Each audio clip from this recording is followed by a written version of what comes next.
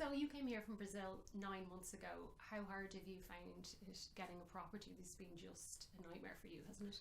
Yeah, it's been a real nightmare, and I think I wouldn't come here if I knew that I would have so much problem to get accommodation, because as soon as an ad comes up, I send an email, but there's so much demand that I never get a real opportunity to go do a viewing. Even a viewing I can do.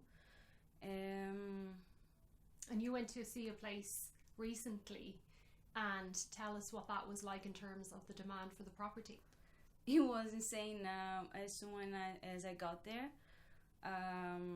there were 15 people waiting to do the viewing, and there was a woman waiting outside, and she said, "I'm just waiting for a friend, but there are more 20 people inside."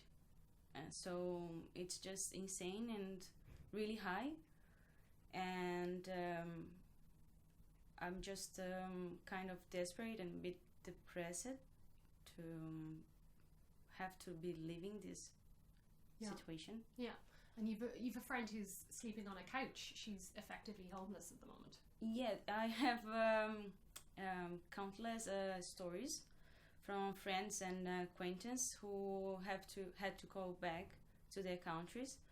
A friend of mine had to go back to Mallorca because she didn't find accommodation here, so she couldn't pursue her studies.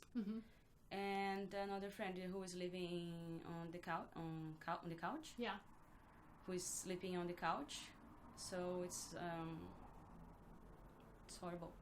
And finally, you have a friend obviously who lives in Rome, in Italy, and you've travelled a bit. What is it? How does Dublin compare with other places? Do you think this is the worst for accommodation? No, and actually I have friends who don't want to move here just because of the price of the accommodation, and we find ourselves in this situation that we are just working to pay the accommodation, so it's really not fair and very stressful. It's really not good for our mental health. Yeah. And what will you do if you can't find accommodation in the next 6 months? What are the options? Definitely moving out, because I'm not, it's, what can I say, it's really, I'm getting sick with all of this. It's being a challenge to me and for my mental health, to be honest. So I'll just move.